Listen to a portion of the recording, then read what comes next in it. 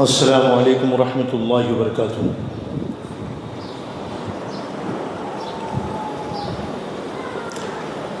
الحمد للہ نحمده ونستعینه ونستغفره ونؤمن به ونتوکل علیہ ونعوذ باللہ من شرور انفسنا ومن سیئات اعمالنا،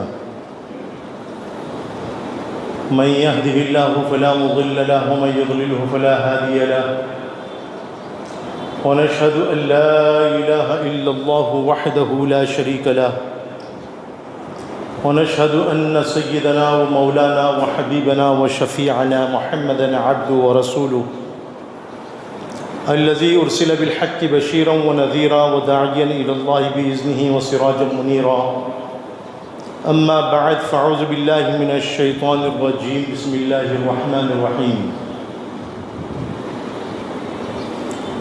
وعد الله المنافقين والمنافقات والكفار نار جهنم خالدين فيها هي حسبهم ولعنهم الله ولهم عذاب مقيم، كالذين من قبلكم كانوا أشد منكم قوة وأكثر أموالا وأولادا فاستمتعوا بخلاقهم فاستمتعتم بخلاقكم كما استمتع الذين من قبلكم بخلاقهم وخذتم كالذي خاضوا أولئك حبطت أعمالهم في الدنيا والآخرة وأولئك هم الخاسرون۔ صدق الله مولانا العظيم وصدق رسوله النبي الكريم، ونحن على ذلك لمن الشاهدين والشاكرين والحمد لله رب العالمين۔ یا رب صلی وسلم دائما ابدا علی حبیبک خیر الخلق کلہم۔ برادران ملت، معزز سامعین کرام، آپ حضرات کے سامنے قرآن کریم کی سورہ توبہ کی 2 آیت کریمہ تلاوت کی گئی۔ ان دونوں آیت کریمہ میں اللہ رب العزت نے بیان فرمایا، جن کا ترجمہ یہ ہے، اللہ رب العزت نے منافقین مرد اور منافقین عورتوں سے اور کفار سے جہنم کی آگ کا وعدہ کیا ہے، وہ اس میں ہمیشہ ہمیشہ رہیں گے، اور جہنم کی آگ ان کو کافی ہے، اور اللہ رب العزت نے ان کے اوپر لعنت کر دیا ہے، اور ان کے لیے دائمی عذاب ہے۔ اے منافقو، تم ان لوگوں کی طرح ہو جو تم سے پہلے ہو چکے، اور وہ لوگ قوت و طاقت میں تم سے زیادہ تھے، مال میں بھی زیادہ تھے اور اولاد میں بھی زیادہ تھے۔ انہوں نے اپنے حصے سے فائدہ اٹھا لیا، بس تم نے بھی اپنے حصے سے فائدہ اٹھا لیا۔ جیسے ان لوگوں نے فائدہ اٹھایا جو تم سے پہلے تھے اپنے حصے سے، اور تم گھسے باطل میں، بیکار کاموں میں، بیکار باتوں میں، ایسے ہی جیسا کہ وہ لوگ گھسے تھے۔ وہی لوگ ہیں کہ جن کے اعمال دنیا اور آخرت میں بیکار ہو گئے، اور وہ لوگ خسارہ اٹھانے والے ہو گئے۔ دیکھو، ان دونوں آیت کریمہ میں اللہ رب العزت نے منافقین کے بارے میں بیان فرمایا، اور منافقین 2 قسم کے ہوتے ہیں، ایک عملی منافق ہوتا ہے اور ایک اعتقادی منافق ہوتا ہے۔ عملی منافق کا مطلب یہ ہے کہ عمل کے اعتبار سے نفاق اس کے اندر موجود ہو۔ جیسے تفسیر ابن کثیر میں ایک روایت ہے، آیت المنافق ثلاث، المنافق کی 3 علامت ہے۔ جب وہ گفتگو کرے گا، بات کرے گا تو جھوٹ بولے گا، اذا حدث کذب، اور جب اس کے پاس میں امانت رکھی جائے گی تو امانت میں خیانت کرے گا، اور جب وہ بات کرے گا یا جھگڑا کرے گا تو گالی دے گا۔ یہ منافق کی علامت جو ہے حدیث پاک میں بیان کی گئی ہے۔ تو آج کل کے زمانے میں تو ہم دیکھ رہے ہیں کہ مسلمانوں میں یہ تینوں علامتیں پائی جاتی ہیں کہ جب مسلمان بات بھی کرتا ہے تو جھوٹ بھی بولتا ہے، مسلمان کے پاس میں امانت رکھی جاتی ہے تو امانت میں خیانت کرتا ہے، جھگڑا کرتا ہے تو جھگڑے میں گالی گلوچ فسق و فجور کی باتیں کرنے لگتا ہے۔ تو یہ عملی منافق ہوا۔ یہ سب کام کرنے والے جو ہوتے ہیں یہ عملی منافق ہوتے ہیں۔ اور ایک ہوتا ہے اعتقادی منافق۔ اعتقادی منافق وہ ہوتا ہے جو ظاہر میں تو مسلمان ہو لیکن اندر سے جو ہے نا وہ مسلمان نہ ہو بلکہ کافر ہو، اور اسلام اور مسلمانوں کے خلاف ہمیشہ جو ہے نا کوئی نہ کوئی سازش کرتا رہتا ہو، اس کا اعتقاد صحیح نہ ہو، اندرونی اعتبار سے وہ توحید سے خالی ہوتا ہے اور رسالت پر بھی ایمان و یقین نہیں رکھتا، ختم نبوت کا منکر ہوتا ہے۔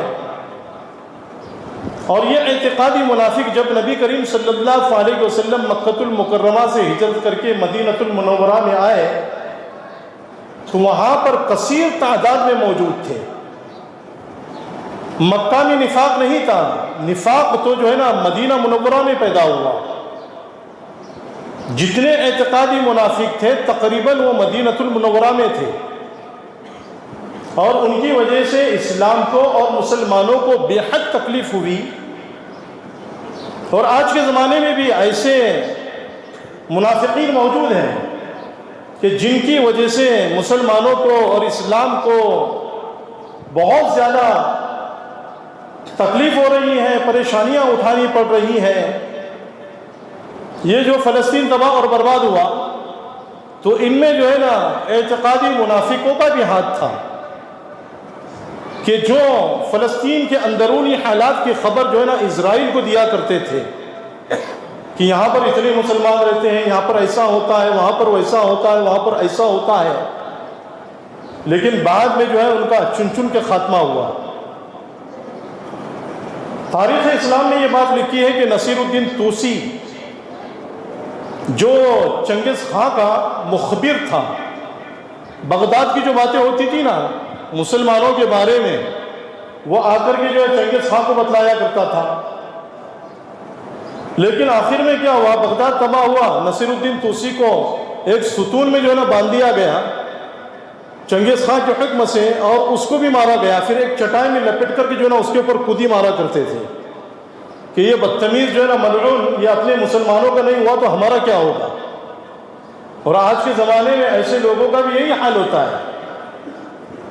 تو اللہ رب العزت نے ایسے منافقوں کے بارے میں اور کفار کے بارے میں جہنم کی آگ کا وعدہ کیا ہے کہ ایسے لوگ جہنم میں ہمیشہ ہمیشہ رہنے والے ہیں، اور جہنم کی آگ ان کے لیے کافی ہے، اور اللہ رب العزت کی لعنت ہے ان لوگوں پر، اور ان لوگوں کے لیے دائمی عذاب ہے، وَلَهُمْ عَذَابٌ مُقِيمٌ، ہمیشہ رہنے والا عذاب ہے۔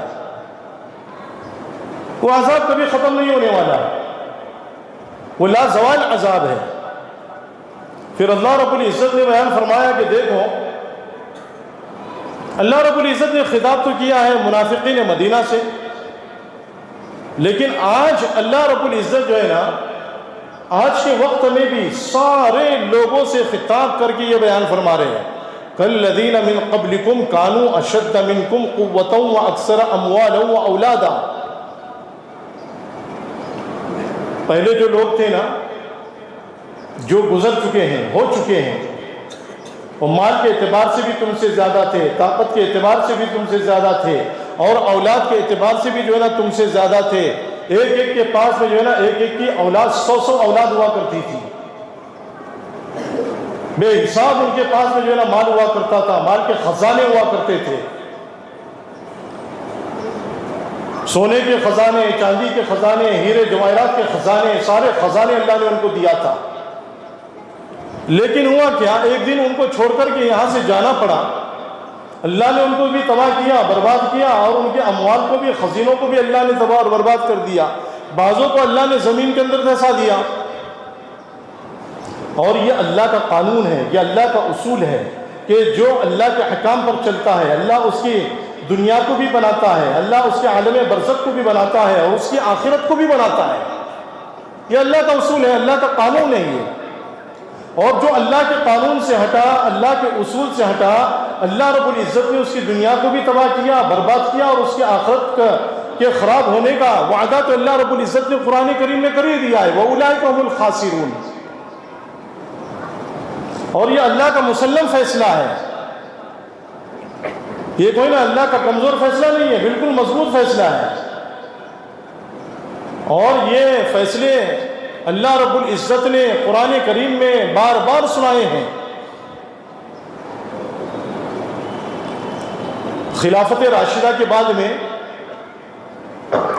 حضرت ابو بکر کا زمانہ ختم ہوا، حضرت عمر کا ختم ہوا، حضرت عثمان غنی کا ختم ہوا، حضرت علی کا زمانہ ختم ہوا، خلافت ختم ہوئی، تو ان کے بعد میں بنو امیہ کی خلافت شروع ہوئی۔ عبد الملک ابن مروان، اس کے 4 بیٹے تھے، سلیمان ابن عبد الملک، ہشام ابن عبد الملک، ولید ابن عبد الملک اور یزید ابن عبد الملک۔ اور اللہ نے چاروں کو جو ہے نا طاقت بھی دی تھی، حکومت بھی دی تھی، اور تخت سلطنت بھی دیا تھا، جاگیر بھی دی تھی، اور اللہ رب العزت نے بدنی قوت اور طاقت بھی دی تھی، مال سے بھی، دولت سے بھی، اموال سے بھی، اولاد سے بھی اللہ رب العزت نے ان لوگوں کو نوازا تھا۔ بنو امیہ میں لیکن بعض بادشاہوں نے عیاشیاں بھی بہت کی ہے۔ یزید ابن عبد الملک کا جو بیٹا تھا، جس کا نام ولید ابن عبد الملک تھا، ولید ابن یزید ابن عبد الملک، ایک تو ولید ابن عبد الملک تھا اور ایک ولید کا بھتیجا ولید ابن یزید ابن عبد الملک، جو یزید ابن عبد الملک کا بیٹا تھا ولید۔ اس کے بارے میں حیات الحیوان میں یہ بات لکھی ہے، حافظ ابن عساکر رحمۃ اللہ علیہ نے لکھا ہے، اور امام الماوردی رحمۃ اللہ علیہ نے بھی یہ بات لکھی ہے کہ یہ بڑا عقل مند تھا، اللہ نے اس کو فراست بھی بہت زیادہ دی تھی، اور اللہ رب العزت نے اس کو سمجھ بھی بہت زیادہ دی تھی، اور یہ حدیث کا بھی ماہر تھا، حدیث کا علم جو ہے نا بہت زیادہ تھا اس کو، اور قرآن کریم کو بھی بہت جانتا تھا، علم ادب سے، علم نحو سے، علم بلاغت سے، علم فصاحت سے اللہ نے اس کو نوازا تھا، علم لسان سے بھی اللہ رب العزت نے اس کو نوازا تھا۔ لیکن بعض دفعے کیا ہوتا ہے کہ جب آدمی کی مت مار دی جاتی ہے نا، جب اس کی عقل خراب ہو جاتی ہے، تو اللہ رب العزت گمراہی کا پردہ اس کے اوپر ڈال دیتا ہے۔ ختم اللہ علی قلوبہم وعلی سمعہم وعلی ابصارہم غشاوہ ولہم عذاب عظیم۔ ولید سے پہلے اس کا چچا ہشام ابن عبد الملک بادشاہ تھا، لیکن یہ اپنے بھتیجے سے بہت زیادہ ناراض تھا، ولید سے بہت زیادہ ناراض تھا، اور یہ چاہتا تھا کہ میں اپنے بھتیجے کو جو ہے نا قتل کر دوں۔ کیا کر دوں؟ قتل کر دوں۔ اب ولید کو جب یہ معلوم ہوا کہ میرا چچا مجھ سے بہت زیادہ ناراض ہے، تو جہاں پر اس کا تخت سلطنت تھا دمشق میں، تو دمشق کو چھوڑ کر کے بھاگا۔ دمشق کے باہر جو ہے کچھ ایام گزارے، ایام گزارنے کے دوران جو ہے اس کو یہ بات معلوم ہوئی کہ میرے چچا کا انتقال ہو گیا۔ اب وہ خوش ہو گیا کہ اچھا ہوا میرے چچا کا انتقال ہو گیا۔ اب وہ جو ہے نا اپنے ماننے والوں کے ساتھ میں اور اس کے چاہنے والوں کے ساتھ میں، اپنے محبین کے ساتھ میں دمشق میں پہنچا، اور لوگوں نے اس کو تخت سلطنت پر بٹھایا۔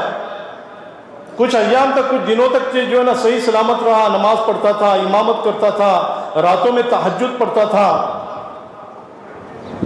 لیکن کچھ دنوں کے بعد میں وہ اپنی باندیوں کے ساتھ میں، لونڈیوں کے ساتھ میں اتنا مشغول ہو گیا کہ نمازوں کے اوقات کا بھی اس کو علم نہیں ہوتا تھا۔ اور ہمیشہ نشے میں مغلوب رہا کرتا تھا. جب نشے کی کیفیت اس کے اندر ہوا کرتی تھی تو اس نے کیا کر رکھا تھا کہ ایک ہاؤس بنا رکھا تھا، اور اس ہاؤس میں جو ہے نا ہمیشہ شراب بھری ہوئی رہتی تھی. نشے کی کیفیت جب طاری ہوتی تھی تو شراب پینے کے لیے اس ہاؤس میں جو ہے نا کود جایا کرتا تھا، خوب شراب پیا کرتا تھا. جب شراب پی کر کے جو ہے نا وہ بے ہوش ہو جایا کرتا تھا تو اس کے وزیر اور اس کے غلام اس کو اس ہاؤس میں سے نکالتے تھے اور اس کے دربار میں، اس کے محل میں لے جاتے تھے. جب اس کو ہوش آتا تھا تو اب اس کو سمجھ میں آتا تھا کہ مجھ کو کیا ہوا ہے. ایک مرتبہ ایسا ہوا کہ اپنی باندی کے ساتھ میں لہو العید میں مشغول تھا. اب مؤذن اس کو برابر جو ہے نا باخبر کرتا رہا کہ نماز کا وقت ہو چکا ہے، خلیفۃ المسلمین چلیے نماز پڑھائیے، امامت کیجیے. تو اس نے کہا کہ جب تک میری باندی نہیں آئے گی تو میں امامت نہیں کروں گا. لوگوں نے کیا کیا، باندی کو تیار کیا، کپڑے وغیرہ پہنوائے، اس کو بھی لایا گیا. اب وہ باندی کھڑی ہوئی، اب یہ امامت کے لیے آگے بڑھا اور امامت کیا. یعنی اللہ نے اس کی عقل کو مار دیا تھا. جب آدمی کے اندر سے دینداری ختم ہو جاتی ہے نا تو ساری بدعمالیاں اس کے اندر پیدا ہو جاتی ہے، ساری بدفعلیاں اس کے اندر آ جاتی ہے. نہ وہ خدا سے ڈرتا ہے، نہ آخرت سے ڈرتا ہے، نہ جہنم سے ڈرتا ہے. کسی کا خوف اس کے اندر نہیں ہوتا. اللہ کا تقوی، اللہ کا ڈر اس کے دل کے اندر سے نکل جاتا ہے. ایک مرتبہ ایسا ہوا کہ یہ قرآن کریم ہاتھ میں لے کر کے قرآن کریم سے اس نے فال نکالا. حالانکہ قرآن کریم سے فال نکالنا حرام ہے. قرآن کریم کو کھولا تو کھولنے کے بعد میں یہ آیت کریمہ وَاسْتَفْتَحُوا وَخَابَ كُلُّ جَبَّارٍ عَنِيدٍ اس پر نظر پڑی اور پیغمبر فیصلہ طلب کرنے لگے، اور ہر جابر، ظالم، ضدی، سرکش ناکام ہو گیا. تو جب اس آیت کریمہ کو اس نے پڑھا، نظر پڑی اس کی، تو وہ تو ترجمہ سمجھتا تھا، قرآن کریم کا ماہر تھا، جاننے والا تھا، حدیث کا جاننے والا تھا، ماہر تھا. نعوذ باللہ، اس نے قرآن کریم کو پھاڑ دیا اور کیا کہنے لگا، اتوعد کل جبار عنید فہا انا ذاک جبار عنید اذا ما جیت ربک یوم حشر فقل یا رب مزقنی الولید. کیا تو ہر جبار کو، ظالم کو ڈراتا ہے؟ قرآن کریم کو مخاطب کر کے کہنے لگا، نعوذ باللہ. اور یاد رکھ، میں جبار ہوں، میں سرکش ہوں، میں جابر ہوں، ظالم ہوں. جب تو کل قیامت کے دن اپنے رب کے بارگاہ میں حاضر ہوگا تو اس وقت میں کہہ دینا، اے میرے رب، مجھ کو ولید نے پھاڑ دیا تھا. یہ الفاظ کم بخت کے زبان پر جاری ہوئے اس وقت میں. اب یہ ولید اس وقت کا بادشاہ تھا، لیکن اللہ کا کرنا ایسا ہوا، اس کا ایک چچا زاد بھائی تھا، اس کا نام بھی جو ہے نا یزید تھا. اب یہ یزید اس کے مخالفت میں اتر آیا اور جتنی عوام تھی ساری کی ساری عوام اس کے مخالف ہو گئی ولید کے، اور سب نے مل کر کے جو ہے نا یزید کی تاج پوشی کی. اب اس کو تخت سلطنت پر بٹھایا. اب یہ ولید جو ہے نا اس کو ڈر کر کے بھاگا اور ایک جگہ پر جو ہے نا اس نے محل بنوا رکھا تھا دمشق سے باہر. وہ محل میں جو ہے نا سکونت پذیر ہوا. اب لوگ گئے وہاں پر، وہاں جا کر کے اس نے محل کا محاصرہ کیا، اس کے محل کو چاروں طرف سے گھیر لیا، اور لوگ اندر پہنچے، تلوار ہاتھ میں لی، اس کے قتل کرنے کے لیے اس کے قریب پہنچے. تو اس نے منع کیا کہ بھائی مجھ کو قتل مت کرو. آج کا دن عثمان غنی رضی اللہ تعالیٰ عنہ کے قتل کے دین کی طرح ہے. حالانکہ کہا حضرت عثمان غنی رضی اللہ تعالیٰ عنہ، اور کہا یہ کمبخت، فاسق اور فاجر. لوگوں نے اس کو قتل کیا، اور اس سے پہلے یزید نے یہ اعلان کروایا تھا، جو ولید کا سر اس کے تن سے جدا کر کے لائے گا میں اس کو 1,00,000 درہم انعام میں دوں گا. اب لوگوں نے اس کے سر کو جو ہے نا اس کے تن سے جدا کیا. اب اس کے سر کو دربار میں لایا گیا دمشق میں، اور دربار میں جو ہے نا لٹکایا گیا. پھر دربار سے جو ہے نا اس کو نکالا گیا. پھر اس کے سر کو جو ہے نا پورے شہر میں جو ہے نا گھمایا گیا، نیزے پر جو ہے نا رکھ کر کے گھمایا گیا. پھر شہر کے فصیل پر جو ہے نا، سرحد پر جو ہے نا اس کے سر کو لٹکایا گیا۔ اللہ نے بتا دیا کہ جو میرے کلام کے ساتھ میں ایسا سلوک کرتا ہے نا، میں اس کے ساتھ میں ایسا سلوک کرتا ہوں۔ یہ اللہ کا ہمیشہ قانون رہا ہے، اللہ رب العزت نے جو ہے نا کر کے بتلایا ہے۔ تو اللہ تخت سلطنت دے کر کے بھی آزماتا ہے، حکومت دے کر کے بھی آزماتا ہے، طاقت و قوت دے کر کے بھی آزماتا ہے، اللہ دنیا کی نعمتیں دے کر کے بھی آزماتا ہے، اللہ ساری چیزیں دے کر کے بھی آزماتا ہے۔ لیکن یہ دنیا بھی فانی، دنیا کی چیزیں بھی فانی، دنیا کی نعمتیں بھی فانی، دنیا کی حکومت بھی فانی، دنیا کا تاج و تخت سلطنت بھی فانی، دنیا کی حکومت بھی فانی۔ وہ مقامات حریری جو ہے نا ایک کتاب ہے، علماء کرام جانتے ہیں۔ مقامات حریری میں جو ہے نا کچھ اشعار لکھے ہیں، وقع الشوائب شیب والدہر بالناس قلب۔ زمانے کے حوادث کے واقع ہونے نے مجھ کو بوڑھا کر دیا، زمانے کے حوادث کے واقع ہونے نے مجھ کو بوڑھا کر دیا۔ والدہر بالناس قلب، اور زمانہ لوگوں کے ساتھ میں قلہ بازیاں رکھتا ہے۔ ان دان یوما لشخص، اگر آج زمانہ کسی کو قریب کر دے، ففی غد یتغلب، تو کل کو جو ہے نا اس کے اوپر غالب ہو جاتا ہے۔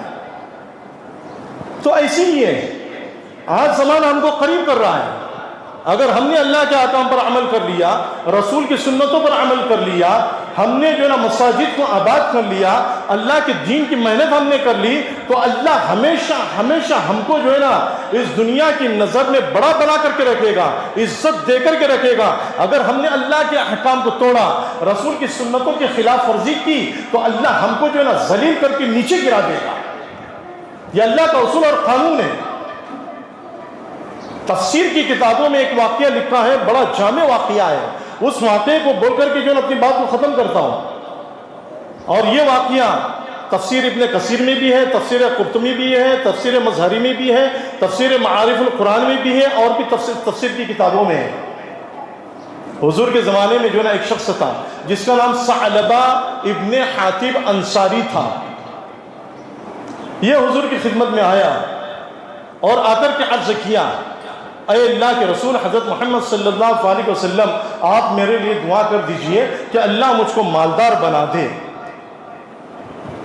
تو حضور نے اس سے فرمایا، یہ میرا طریقہ نہیں ہے، اگر میں چاہتا تو مدینہ کے پہاڑوں کو اللہ سے مانگ کر کے سونا بنا دیتا، اور یہ مدینہ کے پہاڑ سونا بن کر کے میرے ساتھ میں جو ہے نا چلتے پھرتے، لیکن مجھ کو دنیا کا مال پسند نہیں ہے۔ اب وہ شخص نے جب اس بات کو سنا تو سننے کے بعد میں وہ چلا گیا۔ کچھ دنوں کے بعد وہ واپس آیا اور آ کر کے عرض کیا کہ اللہ کے رسول صلی اللہ علیہ وسلم، میں آپ سے عہد کرتا ہوں، وعدہ کرتا ہوں، اللہ مجھ کو مال دے گا تو میں جو نا رشتہ داروں کے حقوق ادا کروں گا، یتیموں پر مال خرچ کروں گا، مسکینوں کو مال دوں گا، فقیروں کو محتاجوں کو مال دوں گا، کسی کو جو ہے نا محروم نہیں رکھوں گا۔ آپ دعا کر دیجیے کہ اللہ مجھے یعنی ثعلبہ کو مالدار کر دے۔ اللہ کے رسول صلی اللہ علیہ وسلم نے دعا کر دی کہ اے اللہ ثعلبہ کو مالدار بنا دے، مال دے دے۔ اب ثعلبہ دعا لے کر کے جو ہے نا چلا گیا۔ اب مدینے میں رہا کرتا تھا، بکریوں کا کاروبار شروع کیا۔ اتنی بکریاں ہو گئی کہ مدینہ میں اس کی بکریوں کو رکھنے کے لیے جگہ ناکافی ہو گئی۔ اب مدینہ سے باہر نکل گیا اور جا کر کے جو ہے نا پھر وہاں پر کاروبار شروع کیا۔ بہت زیادہ بکریاں ہو گئی، بہت زیادہ بکریاں ہو گئی۔ صرف 2 وقت کی نماز، ایک ظہر کی اور عصر کی نماز حضور صلی اللہ علیہ وسلم کے ساتھ میں آ کر کے پڑھا کرتا تھا مسجد نبوی میں۔ اب وہاں پر بھی جو ہے نا بکریاں زیادہ ہو گئی، وہ جگہ بھی ناکافی ہو گئی۔ پھر وہاں سے جو ہے وہ مدینہ سے دور جو ہے نا ایک وادی میں چلا گیا، وہاں پر جو ہے بکریوں کا کاروبار جو ہے کرتا رہا۔ وہ وادی جو ہے نا خوب بھر گئی، بکریوں سے جو ہے نا وہ بھی ناکافی ہو گئی۔ اب وہاں سے جو ہے نا صرف جمعہ کی نماز پڑھنے کے لیے حضور کے پاس میں آتا تھا اور 5 وقت نماز اپنے بکریوں کے پاس میں، بکریوں کے ساتھ میں نا پڑھا کرتا تھا۔ اب وہ وادی بھی ناکافی ہو گئی، اب وہاں سے بھی دور چلا گیا، ایک میدان میں چلا گیا۔ اب وہ میدان بھی جو ہے نا ناکافی ہو گیا۔ اب ایک وقت کی بھی نماز حضور کے ساتھ میں نہیں پڑھتا تھا، نہ 5 وقت نماز، نہ جمعہ کی نماز، کوئی نماز نہیں پڑھتا تھا۔ اب حضور نے ایک دفعہ جو ہے صحابہ سے پوچھا کہ ثعلبہ کا کیا ہوا؟ تو صحابہ کہنے لگے کہ اللہ کے رسول صلی اللہ علیہ وسلم اس کی بکریاں اتنی بڑھ گئی کہ مدینہ کی جگہ ناکافی ہو گئی، وادی کی جگہ ناکافی ہو گئی. وہ مدینہ سے بہت دور جو ہے نا ایک خالی میدان میں چلا گیا اور وہاں پر اپنا کاروبار شروع کر دیا ہے. بہت زیادہ بکریاں ہو گئی، ان میں مشغول ہو گیا، ایک وقت بھی نماز پڑھنے کے لیے نہیں آتا. تو حضور فرمانے لگے یا ویح ثعلبہ یا ویح ثعلبہ یا ویح ثعلبہ، سخت افسوس ہے ثعلبہ پر، سخت افسوس ہے ثعلبہ پر، سخت افسوس ہے ثعلبہ پر. اسی دوران میں جو ہے نا ایک آیت کریمہ نازل ہوئی، 11ویں پارے کی شروع کی، خذ من اموالہم صدقۃ تطہرہم. اے محمد صلی اللہ علیہ وسلم آپ ان کے مالوں سے زکوٰۃ وصول کیجئے، صدقات وصول کیجئے. وہ زکوٰۃ ان کو جو ہے نا پاک کر دے گی، ان کے مالوں کو پاک کر دے گی، ان کے دلوں کو پاک کر دے گی. آپ ان کے لیے رحمت کی دعا کیجئے. آپ کا ان کے لیے دعا کرنا رحمت کا تسکین کا ذریعہ ہو.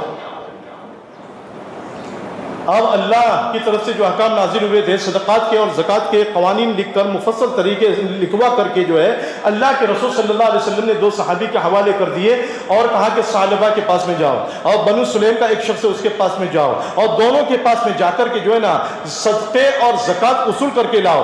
مویشیوں کی جو زکوٰۃ ہوتی ہے نا اس کا ایک الگ نصاب ہوتا ہے، اونٹوں کا ایک الگ نصاب ہوتا ہے، بکریوں کا ایک الگ نصاب ہوتا ہے اور بیلوں کا الگ نصاب ہوتا ہے، گائیوں کا الگ ایک نصاب ہوتا ہے کہ اتنی بکریوں میں سے اتنی بکری نکالی جائے گی، اتنے اونٹوں میں سے اتنے اونٹ نکالے جائے گی اور اتنے بھینسوں میں سے اتنی بھینس نکالی جائے گی اور اتنی گائیوں میں سے اتنی گائے نکالی جائے گی. تو حضور نے وہ لکھوا کر کے دونوں کے حوالے کر دیا. وہ دونوں گئے جا کر کے ثعلبہ کے پاس میں پہنچے. اب ثعلبہ کو جو ہے نا حضور کے احکام جو ہیں انہوں نے بتائے. تو ثعلبہ نے جو ہے نا اس پیپر کو دیکھا، کاغذ کو دیکھا اور دیکھ کر کے کہا کہ غیر مسلموں سے جو ٹیکس وصول کیا جاتا ہے وہ ٹیکس کی طرح یہ ٹیکس ہے، لہٰذا تم ایک کام ایسا کرو کہ آگے جہاں جانا چاہتے ہو وہاں جاؤ، جب تم آؤ گے تو میں غور و فکر کر لوں گا، تمہیں بتا دوں گا. اب وہ لوگ وہاں سے روانہ ہوئے، بنو سلیم کے ایک شخص کے پاس میں گئے. حضور نے حکم دیا تھا، اب اس کو دکھایا. تو اس نے جب حضور کا حکم سنا، آپ کے فرمان کو دیکھا، تو اس نے دیکھنے کے بعد میں اپنے مویشیوں میں سے اعلیٰ سے اعلیٰ جانور نکال کر کے زکوٰۃ میں دیے. اب وہ 2 عامل جو تھے صدقہ وصول کرنے والے، تو انہوں نے کہا کہ دیکھو حضور نے ہمیں جو ہے نا اعلیٰ جانور لینے سے منع کیا ہے، ہم متوسط درجے کا لیں گے، درمیانی درجے کا لیں گے. لیکن وہ نکالنے والے نے کہا کہ میں اپنی بشاست کے اپنی خوشی سے دے رہا ہوں، میں حضور کے حکم کی مخالفت نہیں کر رہا ہوں، اپنی خوشی سے دے رہا ہوں، اس کو قبول کر لو. لہٰذا وہ اس کے زکوٰۃ کے مال کو لے کر کے نکلے اور ثعلبہ کے پاس میں پہنچے. ثعلبہ کو واپس دکھایا تو ثعلبہ نے دیکھ کر کے یہ کہا کہ یہ غیر مسلموں کے ٹیکس کی طرح، جزیے کی طرح ٹیکس ہے، اب تم جاؤ، میں غور و فکر کروں گا، جب میری سمجھ میں بات آئے گی اس وقت میں دوں گا. اب یہ دونوں چلے گئے، حضور کی خدمت میں وہ پہنچے. قریب تھا کہ وہ حضور کی خدمت میں پہنچے. حضور نے جیسے ہی ان کو دیکھا تو دیکھنے کے ساتھ میں حضور کہنے لگے یا ویح ثعلبہ یا ویح ثعلبہ یا ویح ثعلبہ. فوراً اسی وقت میں یہ آیت کریمہ نازل ہوئی، وَمِنْهُمْ مَنْ عَاهَدَ اللَّهَ لَئِنْ آتَانَا. لوگوں میں سے بعض ایسے بھی ہیں کہ جنہوں نے عہد کیا اللہ سے، اللہ اگر اپنے فضل سے مجھ کو دے دے گا، مال دے دے گا، ہم ضرور بضرور جو ہے نا صدقہ دیں گے، زکوٰۃ دیں گے، خیرات کریں گے، اور وَلَنَكُونَنَّ مِنَ الصَّالِحِينَ، اور ہم اللہ والوں میں سے ہو جائیں گے. ثعلبہ کے کچھ رشتہ دار حضور کی خدمت میں بیٹھے ہوئے تھے. انہوں نے جب حضور کی زبان سے آیت کریمہ کو سنا تو اٹھ کر کے سیدھے ثعلبہ کے پاس میں گئے اور ثعلبہ سے کہا کہ ثعلبہ تیرے بارے میں اللہ نے قرآن کریم میں ایسی ایسی آیت کریمہ نازل فرمائی ہے، اللہ تجھ سے ناراض ہے، محمد صلی اللہ علیہ وسلم تجھ سے ناراض ہے. آیا وہاں سے بھاگتے ہوئے ثعلبہ حضور کی خدمت میں پہنچا اور پہنچ کر کے یہ کہا اے اللہ کے رسول صلی اللہ علیہ وسلم میری زکوٰۃ قبول کر لیجئے، میرا صدقہ قبول کر لیجئے. حضور نے فرمایا اللہ نے مجھ کو منع کر دیا ہے تیرا صدقہ قبول کرنے سے. اسی دوران جو ہے نا کچھ عرصے کے بعد میں حضور کی وفات ہو گئی. ابو بکر صدیق کی خلافت میں آیا حضرت ابو بکر کے پاس میں، کہا کہ میرا صدقہ میری زکوٰۃ قبول کر لیجئے.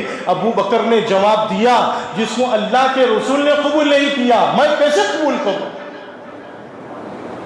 حضرت ابو بکر کی وفات ہو گئی، حضرت عمر کے زمانے خلافت میں آیا اور کہنے لگا میری زکوٰۃ قبول کر لیجئے۔ حضرت عمر نے جو ہے جواب دیا جس کو اللہ کے رسول نے قبول نہیں کیا، ابو بکر صدیق نے قبول نہیں کیا، میں کیسے قبول کروں؟ جاؤ یہاں سے۔ حضرت عمر کا زمانہ ختم ہوا، حضرت عثمان غنی کے زمانے میں آیا، حضرت عثمان نے بھی منع فرما دیا، حضرت عثمان کے زمانے خلافت میں اس کا انتقال ہوا۔ میرے محترم بھائیوں بزرگوں، مال کتنا بھی ہو، کچھ بھی ہو، اگر آدمی بخیلی کرے گا، کنجوسی کرے گا، رشتہ داروں کے حقوق کو ادا نہیں کرے گا تو اللہ کی پکڑ ایسے آتی ہے۔ سارے مال کے اوپر جو ہے نا اللہ کی طرف سے آفت آتی ہے، ذرہ برابر بھی جو ہے نا قبول نہیں ہوتا۔ اللہ دے کر کے بھی آزماتے ہیں، اللہ چھین کر کے بھی آزماتے ہیں۔ اللہ نے بہت سو کو آزمایا ہے۔ آج یہ جو زندگی ہے یہ زندگی معمولی سی زندگی ہے، ہمارے پاس جو بھی ہے ہم اس کو اپنے رشتہ داروں پر خرچ کریں، یتیموں پر خرچ کریں، اپنی زکوٰۃ کو، اپنے صدقات کو جو ہے نا مستحقین تک پہنچائے، مسجدوں کی امداد کرے، مدارس میں اپنے پیسوں کو لگائے اور مدارس میں جو ہے نا خالص امداد کا پیسہ لگانے کی کوشش کرے۔ جیسا لگاؤ گے ویسا جو ہے نا پروڈکٹ نکلے گا، ویسے جو ہے نا بنکر کے نکلیں گے۔ آج وقت ہے ہم اپنے دین کو بنا لیں، ہم اپنے ایمان کو بنا لیں، اللہ نے جو دیا اس کا شکر ادا کر لے۔ دیکھو اسی اعتبار سے جو ہے نا انشاءاللہ آنے والی 7 اور 8 دسمبر کو تاریخ کو یہ متل گراؤنڈ میں جو ہے نا بڑا عظیم الشان انشاءاللہ اجتماع ہونے والا ہے۔ اجتماع میں ہوتا کیا ہے؟ ایمان کی فکریں دلائی جاتی ہیں، اعمال کی فکریں دلائی جاتی ہیں تاکہ جو ہم اپنی ایمان کی تیاری کریں۔ حضور نے فرمایا نا جددوا ایمانکم، اپنے ایمان کو تازہ کرتے رہا کرو۔ صحابہ نے پوچھا کہ ہم کیسے تازہ کریں؟ تو حضور نے فرمایا اکثروا قول لا الہ الا اللہ، چلتے پھرتے اٹھتے بیٹھتے لا الہ الا اللہ پڑھا کرو۔ تو اجتماع میں یہی ہوتا ہے۔ تو آپ لوگوں سے گزارش ہے کہ بھائی یہ جو اجتماع ہونے والا ہے 7 اور 8 دسمبر کو، اس میں آپ لوگ بھی پہنچے، اس کی فکر کریں اور دوسرے لوگوں تک کے جو ہے نا اس کی دعوت پہنچائیں اور خوب جو ہے نا محنت کریں گے انشاءاللہ، اور دعا بھی کریں، صدقہ وغیرہ نکالیں اور اپنے گھروں میں مسرات سے کہیں، اور آپ لوگ بھی جو ہے نا وقتاً فوقتاً جو ہے نا نوافل روزے رکھتے رہیں اور رکھ کر کے جو ہے نا راتوں میں اٹھ کر کے تہجد کی نماز پڑھ کر کے اللہ سے دعا مانگے، گریہ وزاری کرے، ادعوا ربکم تضرعا وخفیا، اللہ سے گڑ گڑا کر کے مانگے، انشاءاللہ اللہ ہماری دعا کو قبول کرے گا۔ اللہ رب العزت جو اجتماع کو بھی قبول کرے گا، اور جو ہے دعا کرے کہ اللہ رب العزت نظر بد سے جو ہے نا ہماری حفاظت فرمائے، امت مسلمہ کی حفاظت فرمائے، اجتماع کی حفاظت فرمائے۔ اللہ رب العزت سے دعا ہے کہ اللہ رب العزت آپ کو بھی اور مجھ کو بھی کہنے اور سننے سے زیادہ عمل کرنے کی توفیق نصیب فرمائے۔ وآخر دعوانا الحمدللہ رب العالمین۔ سنت بھائی صفوں کو درست کر لے اور سنت ادا کر لے، صفوں کو درست کر لے اور سنت ادا کر لے۔